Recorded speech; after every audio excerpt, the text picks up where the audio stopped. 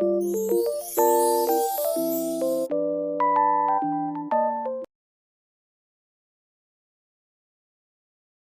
boyfriend and our circle of friends pranked me on my birthday, and I ghosted them because of it. I, 27 male, met my probably soon to be ex boyfriend, Alex, 20 male, 2 years ago through a mutual friend of ours. I never expected he'd be interested in me because when I first met him, he had only been with women. He came out as bisexual to me and our friends not too long after that, and that same night he hinted that he was into me. We got to know each other more and eventually turned into the two of us dating. He's genuinely a sweet and awesome guy, quite introverted, but has a big heart and a real geek about the things he likes. I thought he'd be the one I would be marrying and all that, but I'm thinking that's not going to happen anymore. Last Monday was my birthday, and I went home early from work so that Alex and I can go out and enjoy ourselves. I told him earlier that day that I would go home early. When I opened the door, I was greeted by him laying on the couch while a woman I didn't know was on top of him. They were fully clothed, by the way. I was basically paralyzed and couldn't react at all. He eventually saw me and had a surprised look on his face, but he also looked like he was trying to hold his laugh in. The woman also looked like she was about to laugh as well. I also started to hear chatter from the kitchen and in our bedroom. Alex then shouts, "You guys can come out." And so our friends came out of the bedroom and kitchen holding gifts, party poppers, and a cake. I guess them shouting, "It's a prank, happy birthday,"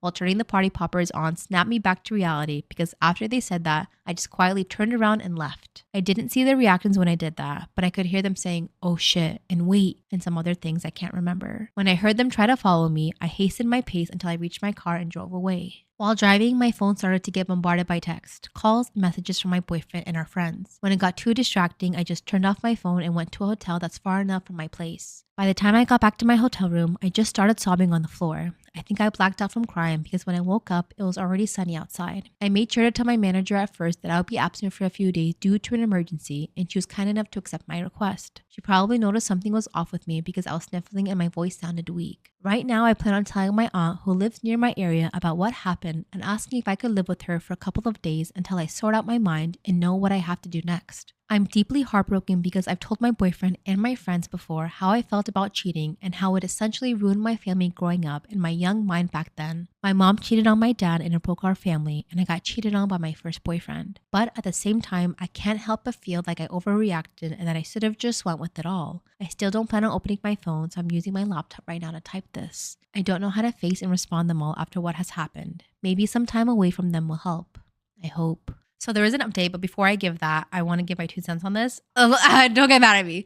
Do I think you overreacted? Yes, I do. It was a very poorly thought out joke if they just thought maybe he was cheating on you and then be like, "Oh, surprise," especially knowing that your past trauma of you being cheated on and of your family history. I think that's very, very bad. Was an overreaction? Sure. Do I blame you for it? No, because you don't know how you would react in that situation until you're in the situation. I think it's definitely something you can overcome because hopefully he obviously didn't really cheat on you, and you set that boundary. You say, "Listen, I can't even imagine or pretend or fake any of that stuff." With that being said, let's get into the update. After I submitted my original post, I packed my things that night and prepared to go to my aunt's house, which wasn't that far, but still a bit of a drive nonetheless. When I finally got there, she was incredibly welcoming and I thanked her for allowing me to stay in her house even just for a while. She gave me a tight hug and told me that I was always welcome and that she will be there to help me when I need her to. She eventually led me to the spare bedroom that they have in their house and helped me unpack my stuff. She is honestly such an incredible woman and I love her so much. She's basically the mom I've always wanted. Once I was done unpacking, I was again confronted by the fact that I haven't opened my phone for quite some time now. I've avoided it for so long that I didn't think I could open it again, but I knew I had to. The moment my phone booted up, hundreds upon hundreds of texts, chats, and missed calls popped on my screen. Even as I was still hesitant, I decided to open my chats and looked at our friend group's group chat first. The chats from the start were all very frantic in nature, with my friends asking about where I was or what happened. But after scrolling down a few more times, the chats turned into them apologizing that the prank happened and that it was not on the plan at all. One of my friends even blamed the girl that was on top of Alex, my boyfriend, and thought she was untrustworthy. Finally, the chats ended up being them hoping they could contact me and wishing I was safe. I guess they knew I just read their chats because as soon as I was done back reading, my friends immediately knew I was online and asked how I was doing and where I was. They also started apologizing again for not being able to stop the prank from happening and that they didn't know that was going to happen and thought the original prank was going to be something else. At this point, I was thoroughly confused because they seemed happy enough to be there during that night, but I knew I had to apologize to them first for ghosting them and asking their side of the story first before speaking about what had happened. Essentially, they were simply planning a surprise party for me with Alex in a group chat that didn't include include me. Then my boyfriend added a few more people into the group chat, saying that they were college friends of his and he wanted them to be part of the surprise too, since they also wanted to meet and get to know me better. As a suggestion, one of my boyfriend's college friends pitched the idea of them pranking me. The plan was my boyfriend is going to be on the couch with a serial killer holding a bloody knife and fake stabbing my boyfriend while the killer was on top of him and while my boyfriend is bleeding everywhere. My boyfriend's college friends thought it would be funny to see my reaction, although my friends were initially skeptical. They reassured them that it would be harmless fun and that once my boyfriend and the friend who will be acting as the killer got their desired reaction on camera, they can just tell me it was all a prank and my friends and my boyfriend's other college friends would come out and surprise me with their gifts and stuff. My friends eventually agreed so long as they don't drag out the prank and immediately reveal everything once they captured my reaction on camera. The day of my birthday comes and everything they've planned seems to be going smoothly, with them waiting for me. My boyfriend's college friends ushered everyone to hide while they set up the prank, and when it was done, they would hide too. When they finally heard my boyfriend say they can come out, they thought the prank was a success because I looked absolutely mortified, but they knew something was up when even after the prank was revealed, I was still looking shocked and almost teary-eyed even, until I finally turned around and left. They were understandably shook and confused, thinking the serial killer prank was too much, but knowing me, I wouldn't have minded it at all since I love scary movies and am an avid horror enjoyer. That was when they realized that my boyfriend's female college friend was on top of my boyfriend, not wearing any serial killer costume and not holding any fake bloody knife. Then they saw my boyfriend pushing his female college friend away from him and chasing after me. Some of them also tried to follow me, while some were asking what happened to the original plan. Even my boyfriend's other college friends were wondering why their female friend wasn't in costume, but she was just silent. After a few minutes, my boyfriend came back to our apartment looking distraught and crying. He then tells everyone that they should all go and proceeds to go to our bedroom. They wanted to ask him what happened, but he shut the door before they could. His female college friend then followed him inside, which really weirded them out, but after a while, they hear my boyfriend shouting at her, telling her to off. She then goes out the door on the verge of tears and leaves the apartment. They said everything happened so fast that they didn't know how to process all that has happened. Not too long after that though, they realized I was missing and started calling and texting me, but I didn't respond to any of them. Eventually, I was unreachable. I turned off my phone and decided they should just go home and wait for me to respond. My boyfriend's college friends apologized profusely to what has happened and didn't mean for any of this to happen, but they basically just ignored them. They then followed the retelling of their side with videos that they recorded that proved their accounts, along with an apology and wishing that I was doing well. After my friends told me what happened on their point of view, I felt really terrible and apologized again for ghosting them and telling them that everything that happened was not their fault. I told them that I would make it up to them soon, but they reassured me that they accept my apology and are just happy that I'm alive and well. They also pitched to have a late birthday celebration with me this weekend, and my boyfriend and his friends aren't included this time. I of course happily agreed and thanked them for being such great friends and that I really couldn't thank them enough for being such an awesome bunch of people. The next morning, my aunt knocks on my door and wakes me up, telling me that I have a visitor downstairs. She looked a bit mad, so I can already tell who it was. It was my boyfriend Alex,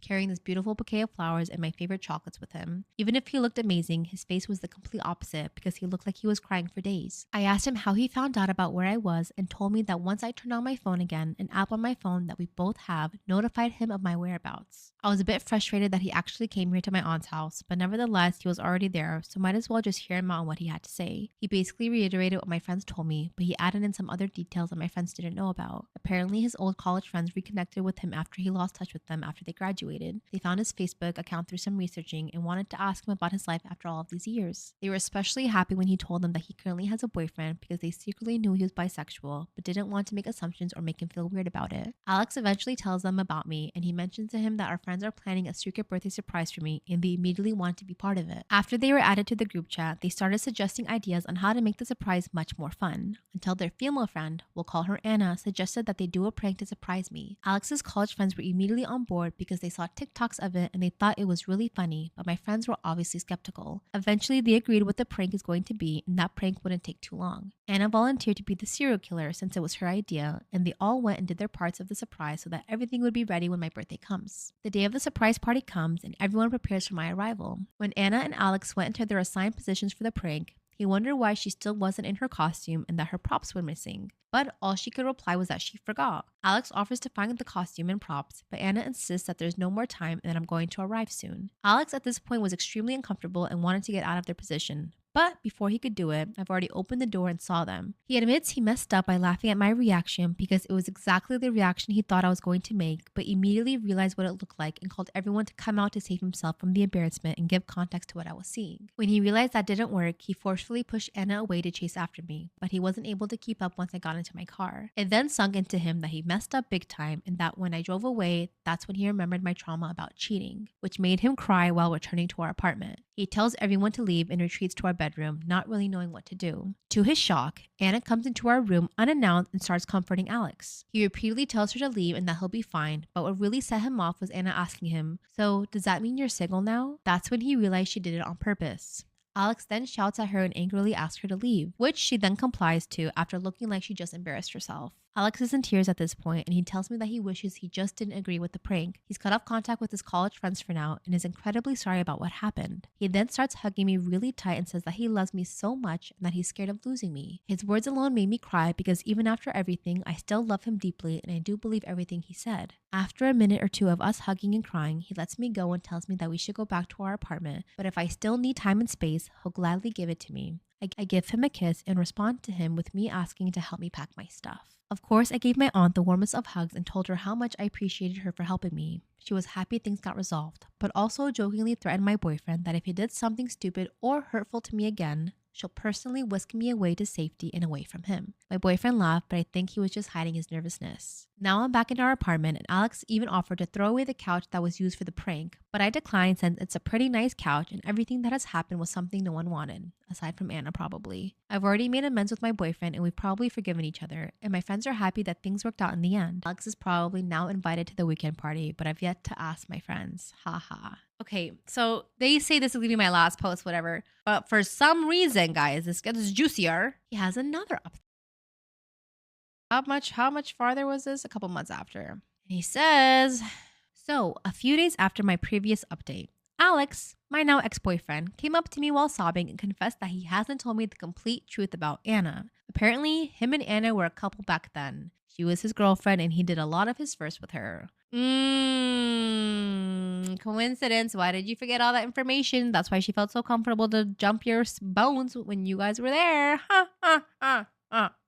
Once they graduated, Anna broke things off with him because she can't handle long-distance relationships and didn't want to be tied down yet. Anna breaking up with him caused him to go into a spiral and develop severe depression along with self-harming tendencies, something he still goes to therapy for. It took a lot of work for him to get out of that hole and to be a functioning human adult again, but things apparently didn't completely change for the better for him until he met me. As I quote, I was the light at the end of the tunnel that he desperately wanted to get out of. But I guess ghosts from the past have their way of coming back to haunt you. A few weeks before my birthday, Alex's college friend found his Facebook and contacted him to reconnect. Things went well for them until he was added into their group chat that had Anna in it as well. As he said, it definitely reignited some old feelings that he had, and it also didn't help that Anna was acting like nothing bad happened between the two of them. They agreed to meet to catch up. One thing led to another until that one thing ended up being them sleeping together every day up until the birthday surprise.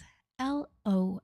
According to him, he was trying to bring back those strong feelings and emotions that he once felt back when he was with Anna. But seeing me look ruined and distraught made him realize that what he had with me was incomparable to what him and Anna had. So I guess that's what led him to confess and be all remorseful. Of course, I had to hear him apologize and cry in front of me, and I did cry too. But I couldn't bear being around him anymore after hearing all of that. I then calmly told him that I accept his apology, but that I didn't want to be with him anymore and that I'd be leaving the apartment and sort things out once we're both in clearer states of mind. He didn't like that one bit and started sobbing, like crazy, even went as far as hugging me incredibly tight just so that I wouldn't go. It was a struggle, but I eventually got out of his clutches by pushing him away hard enough. I ran as fast as I could, ironic, to get to my car and immediately headed to my aunt's house.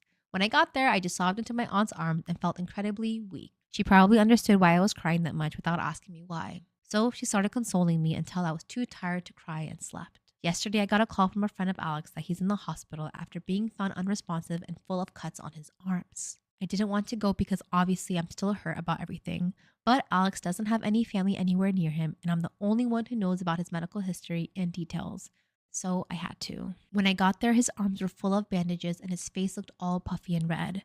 Right now, I'm outside the hospital room waiting for his doctors to give me an update or tell me anything or something that I should do. He also hasn't woken up yet, so I'm bracing myself for when he does. Truthfully, I do still love him very much, But what he did just made it clear for me that we're not meant to be together. I don't know what I'll do moving forward after all this, but I'll just let the universe take the wheel for me at this point. I just wish things didn't end up this way.